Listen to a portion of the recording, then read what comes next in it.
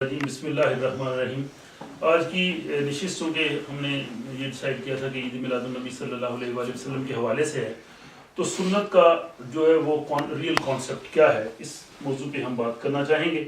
اور چونکہ یہ بہت ہی انتہائی حساس موضوع ہے، اور ہم اس سے پہلے ہی ہم اللہ تعالیٰ کی بارگاہ میں دعا کرتے ہیں کہ اللہ تعالیٰ ہمیں اس کی صحیح فہم دے، اور اگر اس میں کچھ غلطی یا کوتاہی ہو تو وہ معاف فرمائے. اور جو ہم جہاں کہنا چاہ رہے ہیں وہ سارا ہم ایک طالب علم ہیں، طالب علم کی حیثیت سے ہمارے مطالعے میں جو چیزیں آئی ہیں، جو حقائق ہیں، وہ بیان کر رہے ہیں. یہ حرف آخر نہیں ہے، اس میں غلطی کا بھی امکان ہے، اس میں اصلاح کا بھی امکان ہے، اور اس میں بہت سی ایسی چیزیں ہیں وہ ایڈ بھی کی جا سکتی ہیں، اور وقت کی قلت کی بنا پہ بہت سی باتیں نہیں بھی کی جا سکتی، کیونکہ وقت انتہائی محدود ہے اور باتیں بھی ہونی ہیں. تو سب سے پہلی چیز یہ ہے کہ جب بھی ہم حضور صلی اللہ علیہ وآلہ وسلم کے بارے میں یا عام اجتماعات میں دیکھتے ہیں تو یہ آیت ہمیں سننے کو ملتی ہے، قل ان کنتم تحبون اللہ فاتبعونی یحببکم اللہ ویغفر لکم ذنوبکم واللہ غفور رحیم. کہ اے لوگوں جو تم کہتے ہو کہ خدا کو دوست رکھتے ہو، تو حضور صلی اللہ علیہ وسلم کے بارے میں فرمایا کہ میری پیروی کرو، خدا تمہیں دوست رکھے گا اور تمہارے گناہ معاف کر دے گا، اور خدا بخشنے والا مہربان ہے. یعنی حضور کی اتباع کرو، فالو کرو، پیروی کرو. یہ 3/31 آیت ہے. اور اس کے بعد یہ سورہ احزاب کی آیت بہت مشہور ہے، اکثر آپ نے سنا ہے، لقد کان لکم فی رسول اللہ اسوۃ حسنہ. حضور کی زندگی تمہارے لیے بہترین نمونہ ہے، دا ماڈل آف لائف ہے. لمن کان یرجو اللہ والیوم الآخر واذکر اللہ کثیرا. کہ وہ لوگ جو اللہ اور آخرت پر ایمان رکھتے ہیں انہیں چاہیے کہ وہ اللہ کا ذکر کثرت سے کریں اور حضور کی زندگی کو ایز اے نمونہ بنائیں. ان دونوں آیتوں کو یہ آج کی اس نشست کا موضوع بنایا گیا ہے کہ حضور کی پیروی کی جائے، اللہ تعالیٰ خوش ہوں گے، اور دوسرا حضور کی زندگی تمہارے لیے بہترین نمونہ ہے. اب اس چیز کو اگر ہم دیکھیں تو حضور صلی اللہ علیہ وآلہ وسلم کی زندگی ہمارے لیے نمونہ ہے، تو ہمیں یہ دیکھنا ہے کہ حضور صلی اللہ علیہ وسلم کی زندگی کیسی تھی. ہمارے سامنے وہ ماڈل ہونا چاہیے. اگر آپ کسی اسٹوڈنٹ کو ایک ماڈل دیتے ہیں یا اس طرح کی چیز بناؤ تو آپ اس کو دکھا دیتے ہیں کہ اس طرح کا بناؤ، دیٹ از اے ماڈل. گھر ہم کنسٹرکٹ کرتے ہیں تو آرکیٹیکچر ایک ماڈل بنا کے دیتا ہے، جناب یہ ماڈل ہے اور گھر اس کے مطابق بنے گا، اور وہ کام کرنے والے ایگزیکٹلی وہ پوری وہی ڈائمینشنز کے ساتھ بناتے ہیں، ادھر ادھر ہوتے نہیں. اب بات یہ ہے کہ اور اس کو جسے سننا بھی کہا جائے کہ حضور صلی اللہ علیہ وسلم کی سنت ہے، اور اس کے مطابق زندگی بسر کی جائے. اب اس کی اگر ڈیٹیلز میں چلا جائے تو عمومی طور پہ یہ کہا جاتا ہے کہ جی قرآن اور سنت کے قرآن کے مطابق زندگی بسر کی جائے، اور حضور صلی اللہ علیہ وآلہ وسلم کی سنت مبارکہ جیسے انہوں نے زندگی بسر کی ہے. اور اس میں پھر حضور کی سنت کے بارے میں پھر کہا جاتا ہے کہ جو احادیث میں جو کچھ بیان کیا گیا ہے اس کو فالو کیا جائے. اب اس میں عمومی جو ایک عام میرے جیسا ایک طالب علم ہے، ہم جیسے جو لوگ ہیں جو اتنا بہت زیادہ کہہ لیں کہ گہرا مطالعہ نہیں ہے لیکن وہ دین کا فہم اور شعور سمجھنا چاہتے ہیں، تو مسئلہ یہ ہے کہ حدیث میں اب آپ کو ویرائٹی آف دی سبجیکٹس ملے گی، پھر اس میں ڈویژن بھی ملے گی. یہ ضعیف حدیث ہے، یہ تواتر حدیث ہے، یہ صحیح حدیث ہے، یہ حدیث قدسی ہے، اس کی ڈفرینٹ کیٹیگریز ہیں. اور پھر وہ اتنی بعض اوقات جتنے بھی ہمارے مختلف اسکول آف تھاٹ ہیں، ہر اسکول آف تھاٹ اپنی مرضی کی جو چیز ہے وہ انہی حدیثوں سے ثابت کرتا ہے. ایک فرقہ وہی حدیثوں سے اپنا موقف ثابت کرتا ہے، دوسرا فرقہ انہی حدیثوں سے اپنا موقف ثابت کرتا ہے. تو جو ایک عام آدمی جو ہے وہ کنفیوژن کا شکار ہو جاتا ہے کہ اصل ریالٹی ہے کدھر. وہ حضور کا جو اسوہ ہے، جو ماڈل ہے لائف کے لیے، جس کی پیروی کرنی، وہ کہاں پہ موجود ہے، میں کس طرح سے کروں. اور وہ میرے سامنے ایک بلیک اینڈ وائٹ صورت میں ہونا چاہیے، کنکریٹ صورت میں ہونا چاہیے، ایسا ہونا چاہیے جس میں کوئی شک و شبہ نہ ہو. اب چونکہ موضوع میں نے کہا کہ بہت حساس موضوع ہے اور یہ بہت ہی وسیع موضوع ہے، لیکن ویری بریفلی تھوڑی سی اس موضوع پہ ہم بات کرتے ہوئے آگے بڑھیں گے کہ اگر ہم اس چیز کو دیکھیں، احادیث کو دیکھیں، تو اس میں اب تدوین حدیث ایک بہت لمبا موضوع ہے، لیکن مختصر یہ ہے کہ حدیثوں کی تدوین لکھنے کا جو کام ہے یہ عباسی دور میں شروع ہوا تھا. یہ اپنا حضور صلی اللہ علیہ وسلم کے دور میں یہ روایت موجود ہے، حضور صلی اللہ علیہ وسلم نے فرمایا کہ کوئی اور چیز نہ لکھی جائے قرآن کے علاوہ. اور خلفائے راشدین کے دور میں کوئی ایسا مجموعہ نہیں لکھا گیا، سب لوگ اس پہ اتفاق کرتے ہیں. پھر جو بنو امیہ کے 90 سال ہیں ان میں بھی کوئی حدیثوں کا مجموعہ نہیں لکھا گیا. اور امام مالک جو ہیں وہ سب سے پہلے ان کی موتا امام مالک اسے حدیثوں کا مجموعہ کہا جاتا ہے. اب پوزیشن یہ ہے کہ جو سب سے مشہور کتاب امام بخاری کی جسے صحیح بخاری کہا جاتا ہے اور قرآن کے بعد سب سے زیادہ جس کو کہا جاتا ہے جی کہ یہ معتبر ترین کتاب ہے، امام بخاری جو ہے ان کی وفات 256 ہجری میں ہوئی ہے. یعنی حضور صلی اللہ علیہ وسلم کی ہجرت کے تقریباً 250 سال بعد یہ فوت ہوئے ہیں. تو اگر اپروکسیمیٹلی 50 سال پہلے بھی اگر انہوں نے کام کیا تو حضور کی ہجرت کے 200 سال بعد انہوں نے زبانی لوگوں سے روایتیں معلوم اور بہت محنت کی، ریسرچ کی، نو ڈاؤٹ، اس میں کوئی شک نہیں ہے. لیکن یہ ایسے ہی ہے کہ اگر آج کے دور میں مجھے اورنگزیب عالمگیر کی تاریخ لکھنی پڑے زبانی کلامی لوگوں کی روایات سے اور لوگوں سے پوچھنا پڑے، ظاہر انہوں نے ایسے کیا، انہوں نے بڑے بڑے دور دراز سفر کیے. انہوں نے تقریباً 6 لاکھ کے قریب روایتیں جمع کر لی مختلف لوگوں سے پوچھ کے. پھر اس میں انہوں نے سوچا کوئی آدمی کیسا ہے، غلط ہے، اس کی بات چھوڑ دی. انہوں نے اس کو فلٹر لگا کے کانٹ چھانٹ کر کے 6 لاکھ میں سے 2762 حدیثیں جو ہیں ان کو انہوں نے اکٹھا کر لیا اور وہ صحیح بخاری کی کتاب میں ہمیں انہوں نے دے دی. اس کے بعد امام مسلم، ان کی وفات 261 ہجری میں، 261 ہجری میں یہ ان کی انتقال ہوا. انہوں نے 3 لاکھ حدیثیں جو ہیں وہ جمع کی اور 3 لاکھ میں پھر انہوں نے کانٹ چھانٹ کر کے 4348 حدیثیں انہوں نے رکھی. یہ دیکھیں تقریباً یہ میرا خیال ہے 1% 2% تقریباً بنتا ہے ٹوٹل کا اگر آپ کرتے جائیں. اس کے بعد امام ترمذی، یہ 279 میں ان کا انتقال ہوا. امام ترمذی رحمۃ اللہ علیہ نے 3 لاکھ حدیثیں کی جس میں سے 2115 حدیثیں انہوں نے لکھی. باقی ان کا خیال تھا کہ یہ حدیثیں نہیں ہو سکتی، یہ اس میں غلط ہے کچھ ہے، انہوں نے اس کو مطلب ڈسکارڈ کر دی. اس کے بعد امام داؤد، انہوں نے 5 لاکھ حدیثیں جمع کی جس میں سے 4800 انہوں نے لکھی. ابن ماجہ، انہوں نے 4 لاکھ میں سے 4000 حدیثیں رکھی. امام نسائی، انہوں نے سے 2 لاکھ میں سے، امام نسائی 303 ہجری میں ان کا انتقال ہوا ہے حضور کی ہجرت کے 300 سال بعد، اور انہوں نے 2 لاکھ میں سے 4321 حدیثیں جو ہیں وہ لکھی. یہ اتفاق ہے، یہ کوئی کنٹروورشل چیز نہیں جو میں کہہ رہا ہوں، اس پہ سب لوگ اتفاق کریں. اب ظاہر بات یہ ہے کہ ان حضرات نے بڑی محنت کی، ریسرچ کی، لیکن انہوں نے جو کانٹ چھانٹ کی یہ ان کا اپنا ہیومن ڈیسیژن تھا نا. ڈیوائن تو ان کو سورس نہیں تھا. ختم نبوت کے بعد تو اللہ کے ساتھ کسی کا رابطہ ہے نہیں. ذاتی سوچ ہو سکتی ہے، فہم ہو سکتا ہے، ریسرچ ہو سکتی ہے. اب ان میں سے اگر فار ایگزامپل اگر وہ ساری کی ساری حدیثیں رہنے دیتے، امام بخاری 6 لاکھ کی رہنے دیتے، باقی 3 لاکھ تو لاکھوں کی تعداد میں اگر ہوتی تو اس میں تو اور کنفیوژن پیدا ہو جاتا. بہرحال اب اس میں سے جو حدیث میں موجود بھی ہیں، کوئی یہ دعویٰ نہیں کرتا کہ یہ جو الفاظ ہیں حدیث کے حضور نے ایسے ہی کہے تھے، کوئی نہیں کہتا. کیونکہ جب بھی حدیث بیان کرتے ہیں تو نارملی کہتے ہیں قال رسول اللہ ہے او کما قال رسول اللہ ہے، حضور صلی اللہ علیہ وسلم نے فرمایا یا جیسے انہوں نے فرمایا. یعنی وہ انورٹڈ کاماز میں نہیں کہتے کہ حضور نے یہی کہا، نو. یہ مطلب یہ جیسے ہماری گفتگو یہاں ہو رہی ہے، ہم میں سے کوئی آدمی جا کے بیان کرتا ہے تو وہ اپنے الفاظ میں بیان کرے گا. تو ان لوگوں مطلب اور وہ 2-3 جب سٹیپ آ جاتے ہیں تو اس میں ہو سکتا ہے ہیومن ایرر، نہیں بھی ہوتا، ہو بھی سکتا، دونوں چیزیں. تو کہنے کا مطلب یہ ایگزیکٹلی پھر اس چیز کو ختم کرنے کے لیے کہ ہیومن ایرر کو، روایت زبانی آئی ہے، غلطیاں ہو سکتی ہیں، کوتاہیاں ہو سکتی ہیں، اس کو پھر انہوں نے حدیث کی ڈیفرنٹ کیٹیگریز کر دی ہوئی ہیں. صحیح حدیث ہے، ضعیف حدیث ہے، تواتر حدیث ہے، حدیث قدسی ہے. حدیث قدسی کے بارے میں کہا جاتا ہے کہ یہ وہ حدیث ہے جس میں حضور صلی اللہ علیہ وسلم نے فرمایا کہ اللہ تعالیٰ نے یہ کہا ہے، یعنی حضور نے کہا کہ اللہ نے یہ کہا ہے. تو اس کو بھی حدیث میں رکھا گیا، اس کو قرآن کا نہیں حصہ بنایا گیا، حالانکہ حضور فرما رہے کہ اللہ نے ایسے کہا ہے. تو اس کو اتنی احتیاط کے بعد بھی یہ اس میں تو کہنے کا مطلب اس ساری کیٹیگریز کے بعد پھر بھی مسئلہ حل نہیں ہوا. تو پھر ہمارے ائمہ محدثین نے اپنی زندگی میں بڑی ریسرچ اور محنت کر کے ایک فن بنایا، اس کو اسماء اور رجال کا فن کہتے ہیں، کہ جب بھی کوئی حدیث بیان کی جاتی ہے تو پھر اس راوی پہ بحث ہوتی ہے. یہ کس نے کہی تھی جی؟ یہ فار ایگزامپل زید نے کی تھی. زید نے جب یہ بات کی تھی تو اس وقت کتنی اس کی عمر تھی؟ فار ایگزامپل اس کی تو 6 سال عمر تھی، نہیں جی 6 سال کا بچہ تو اتنی فہم والی بات نہیں کر سکتا.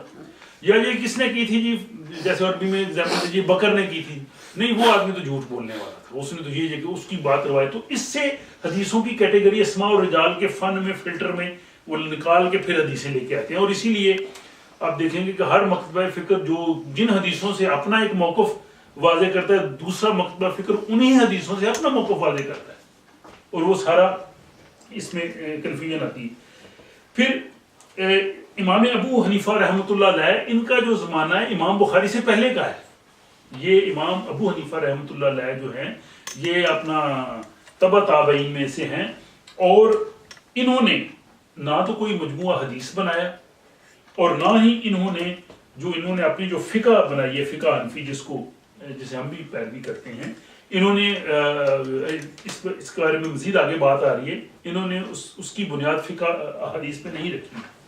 اب اسی ضمن میں میں یہ بھی کہنا چاہوں گا کہ جو جہاں تک سنت کا کہا جاتا ہے، تو سنت میں جو چیزیں حضور صلی اللہ علیہ وآلہ وسلم کے زمانے کے مطابق تھیں، اس زمانے کے تمدن کے مطابق تھیں، معاشرے کے مطابق تھیں، یا حضور کے شخصی مزاج کے مطابق تھیں، ان کو اگر ہم سنت کا درجہ دے دیں اور کہیں کہ یہی امت اس کو فالو کرے، یہ مشکل ہے. مثلا حضور صلی اللہ علیہ وسلم اگر سنت جو حضور نے کیا کام وہ سنت ہے، تو حضور تو عربی بولتے تھے، ہم نہیں بول سکتے. حضور تو مدینہ اور مکہ عرب میں رہتے تھے، ہم تو وہاں رہتے نہیں. حضور جو چیزیں کھاتے تھے وہ پاسبل نہیں ہے کہ ہم کھائیں. اب سنت ہوگی جی کھجور کھانا، زیتون کھانا، کیونکہ عرب میں پیدا ہوتا ہے. اب اسٹرابری اور آم کی روایت نہیں مل سکتی کہ وہ سنت ہے.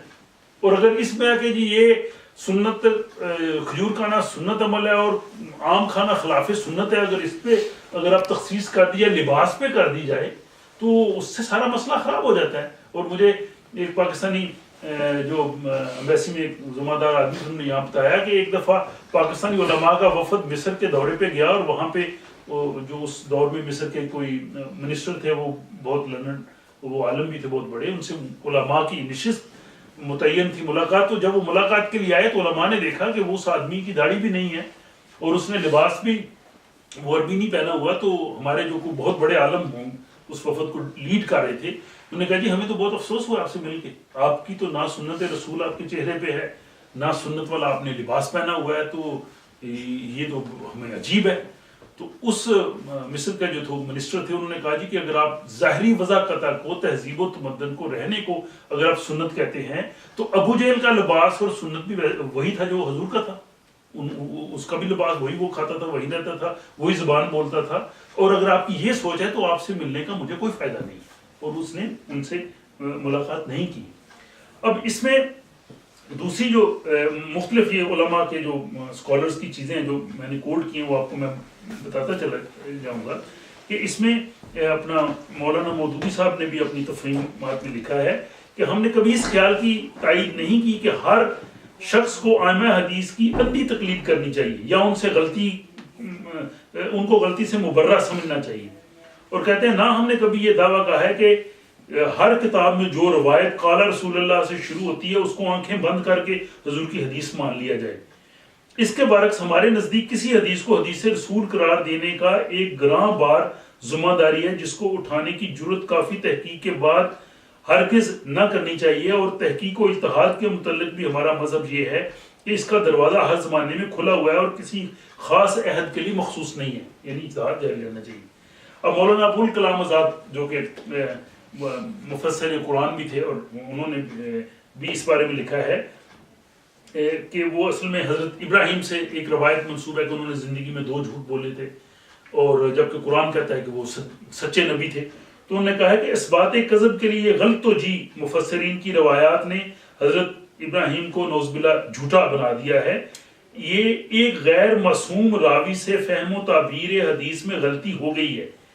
یہ ایک برگزیدہ پیغمبر کو، یہ نہیں ہم کہ ایک برگزیدہ پیغمبر کو جھوٹا تسلیم کر لیں. امام ابو حنیفہ و امام راضی اسے تسلیم نہیں کرتے. اس طرح کی دیگر روایات میں ہم کہہ سکتے ہیں کہ یہ رسول اللہ کا قول نہیں، راویوں سے غلطی ہوئی ہے، اور اسے مان لینے سے نہ آسمان پھٹ پڑے گا نہ زمین شک ہوگی. کہنے کا مطلب یہ ہے کہ اگر حضور صلی اللہ علیہ وسلم نے کچھ کہہ دیا ہے تو کس میں جرت ہے کہ میں نہیں مانتا؟ وہ تو مومن ہی نہیں ہو سکتا. مسئلہ یہ نہیں کہ حضور نے ایسا کہا ہے، مسئلہ یہ ہے کہ کیا واقعی انہوں نے کہا ہے. جو بیان کرنے والا آدمی ہے اس پہ مسئلہ ہے. مسئلہ یہ نہیں کہ حضور نے جو فرما دیا وہ تو اس سے تو حرف آخر ہے, اس سے تو آدمی کچھ سوچ ہی نہیں سکتا اس سے آگے جا کے.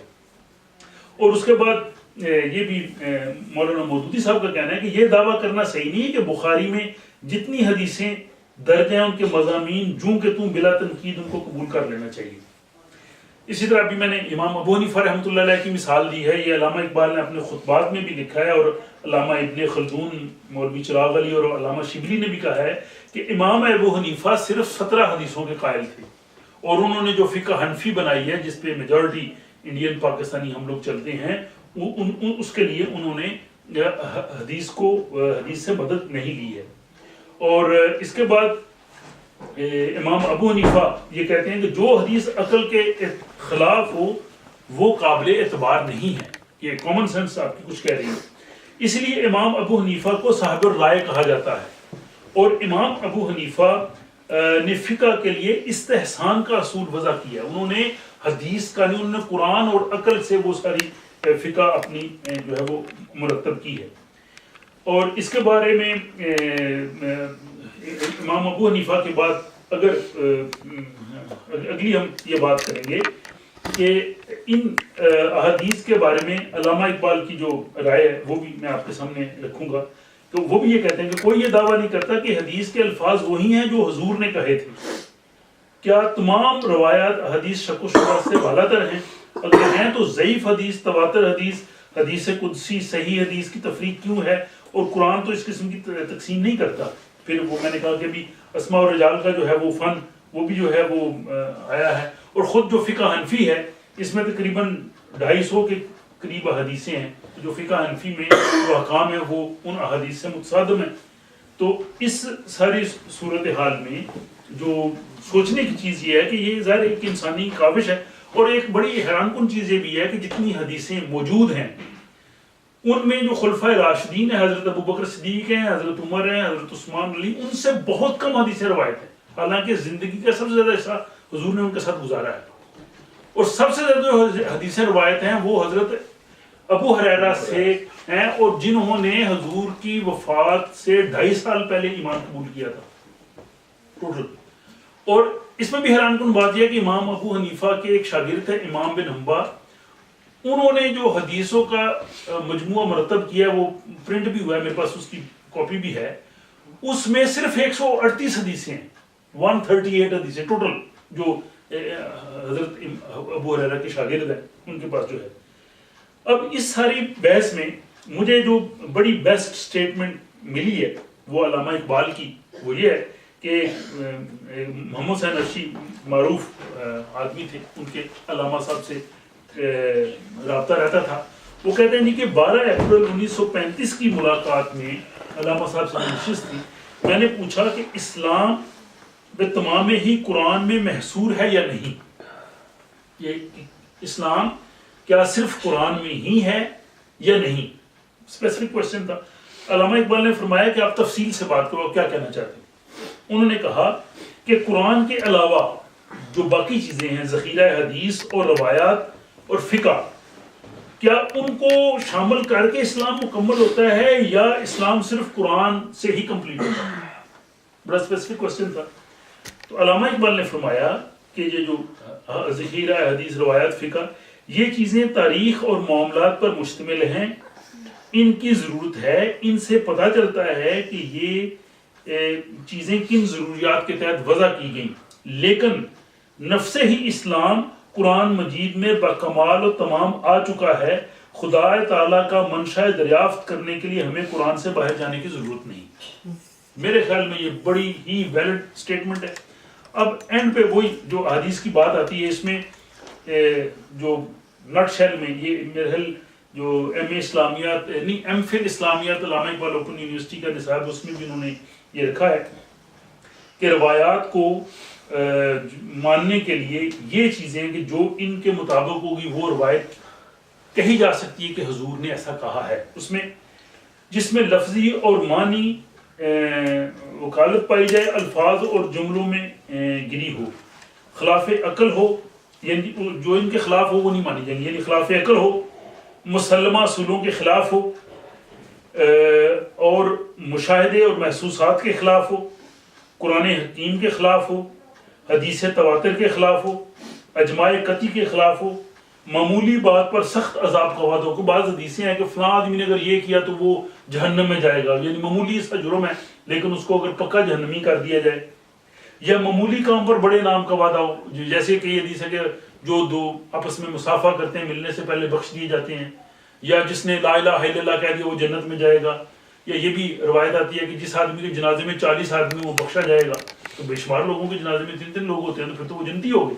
تو یہ کہتے ہیں کہ معمولی بات پر اگر بڑے انعام کا وعدہ ہو تو ہم کہہ سکتے ہیں کہ وہ حدیث نہیں ہے.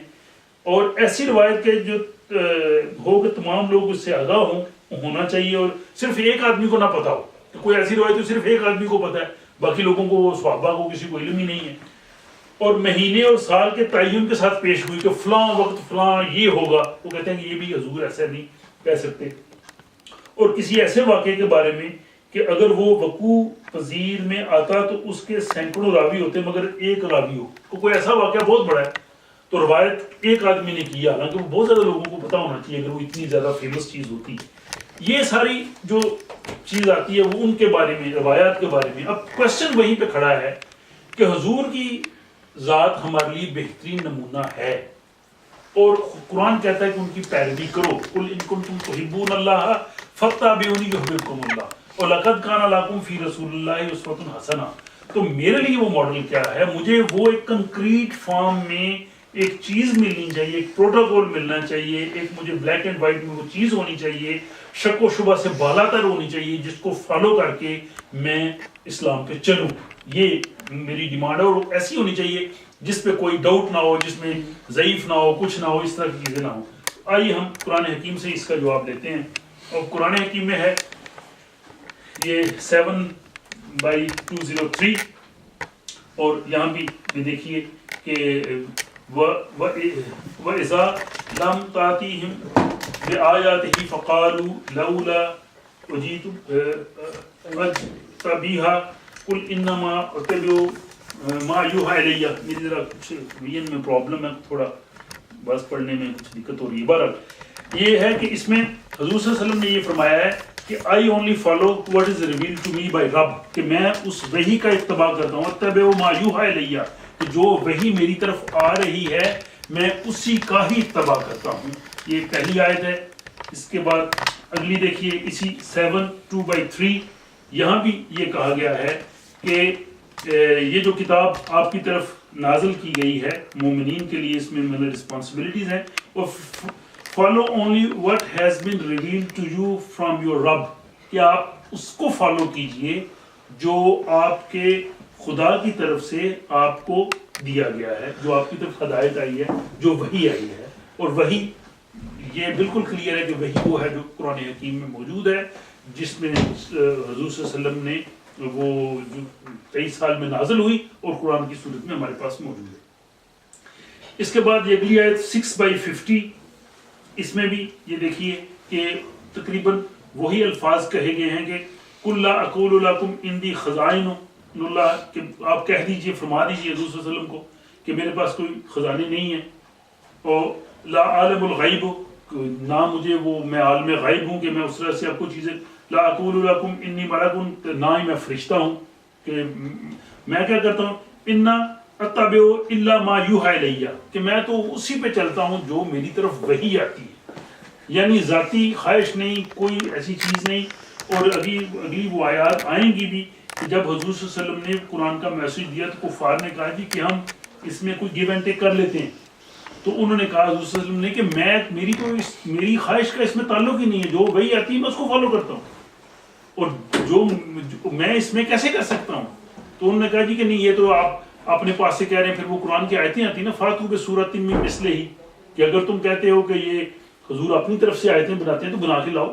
یہ تو قرآن نے چیلنج دیا، اور اس پہ ہم پہلے بھی بات کر چکے ہیں کہ اسلام کے خلاف بہت حملے ہوئے، لیکن کسی نے یہ چیلنج قبول نہیں کیا کہ قرآن جیسا قرآن یا وہی چند آیتیں بنا کے لے آتا.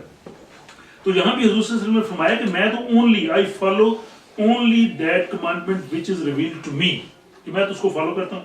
اور اس کی اگلی آیت میں اسی کے ساتھ جو ہے 106، اس میں بھی کہا گیا کہ follow this Quran which has been revealed to you from your Lord اتبعوا ما یوحی الی من ربک.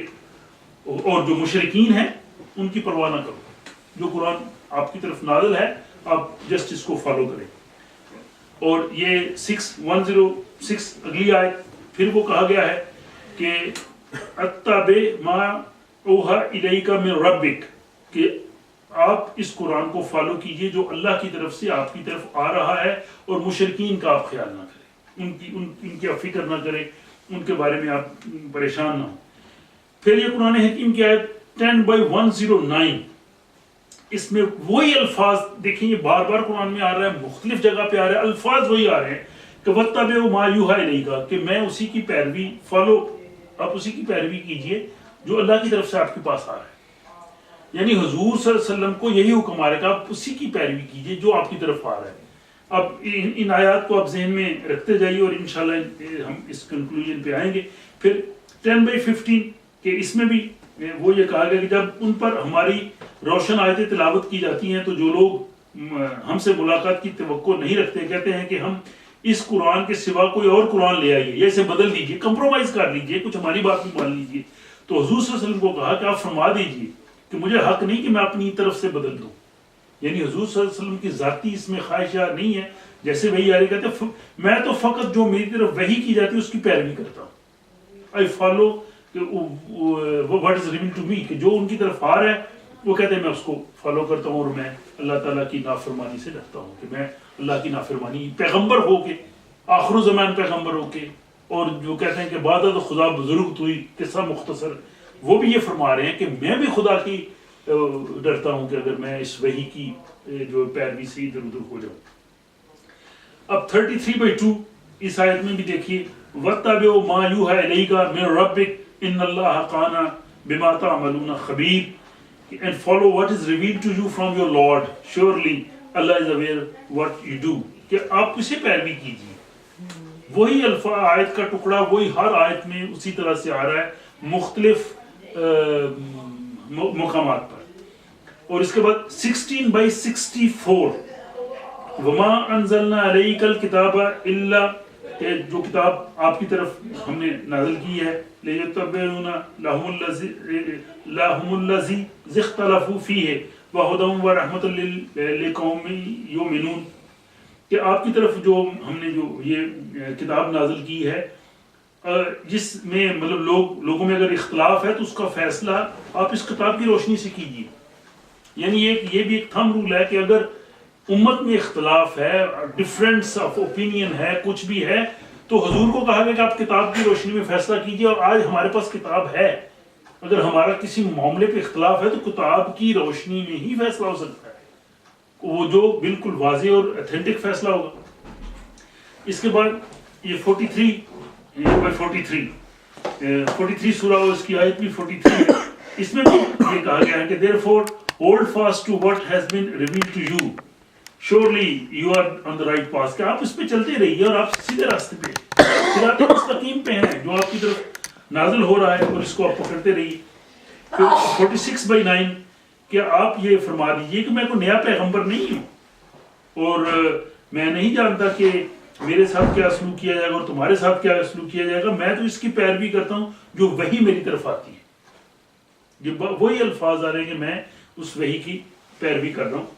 اور یہ اس کی انگلش ٹرانسلیشن کہ my duty is to follow the وحی being revealed to me and to warn you about the consequences of your erroneous ways, کہ میں تو تمہاری غلطیوں سے اس کے جو نتائج ہیں اس سے تمہیں میں آگاہ کرتا جا رہا ہوں. اور two more references are here 42/15 اور 75/18. یہ دو اور آیتیں ہیں. یہ تقریباً میرا خیال ہے کہ 13 کے قریب قرآن پاک میں 13 ٹائمز مختلف جگہوں پہ ایک ہی میسج دیا گیا ہے کہ حضور صلی اللہ علیہ وسلم سے فرمایا گیا ہے کہ آپ وحی کی ہی پیروی کیجیے، اور حضور فرما رہے ہیں کہ میں وحی کی پیروی کر رہا ہوں. اور اس کے بعد اگلی آیت میں اسی کے بعد جو آ رہی ہے کہ قرآن حکیم کے بارے میں ہی، کہ قرآن حکیم کا جو ہمیں ملنا ہے یہ اللہ تعالیٰ کی طرف سے عظیم شرف ہے، اور اس کے بارے میں ہم سے پوچھا جائے گا. 43/14 44 کہ قرآن امت مسلمان کے لیے ایک عظیم تحفہ ہے، لیکن یہ اتنا نہیں کہ ختم، اس کے بارے میں پوچھا جائے گا کہ تم نے قرآن کے ساتھ کیا کیا ہے۔ اور اس کے بارے میں یہ دیکھیے کہ یہ حضور صلی اللہ علیہ وسلم قیامت کے دن جو شکایت کریں گے اللہ تعالیٰ سے، وہ قرآن میں یہی آتی ہے، اور نہیں کہ وہ میری امت یہ نہیں کرتی تھی، وہ نہیں کرتی تھی، دوستوں کو ایک سب اس میں آ جاتا ہے۔